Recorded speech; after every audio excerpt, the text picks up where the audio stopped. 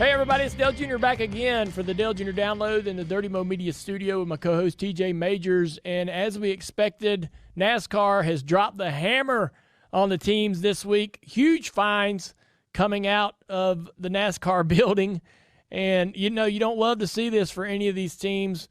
The teams, they have to push the envelope and try to bend the rule book. Sometimes they go over the line, and NASCAR, they cannot hesitate to come down hard on these teams when that happens. Yeah, these are some of the biggest fines that I've seen. So it's interesting. It's interesting, like you said, though, teams are always trying to get as much as they can, and you have to. And sometimes you step over the line, and there's a price to pay for that. Yeah, it's tough to know, whether, your crew chief or whatever, engineers are going to be bending the rules all the time, trying to gain an advantage in the garage and try to create speed for your car. But that's always going to be the risk for them. Yeah. Is will NASCAR, if NASCAR were to see something they didn't like, how severe will NASCAR's interpretation of this be? And what will they believe the intent to be? And then, whether it's a suspension or a fine, in this case, it's a monetary fine and a big one at that.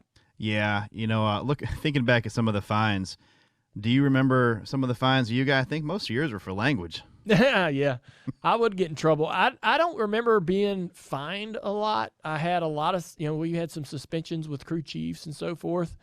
But I did get fined for cussing, which was, and points. The points are the worst, man. The points are worse. The money is tough, but anytime you lose points, I mean, that's really what matters. That's what teams are trying to accumulate to go out there and win the championship.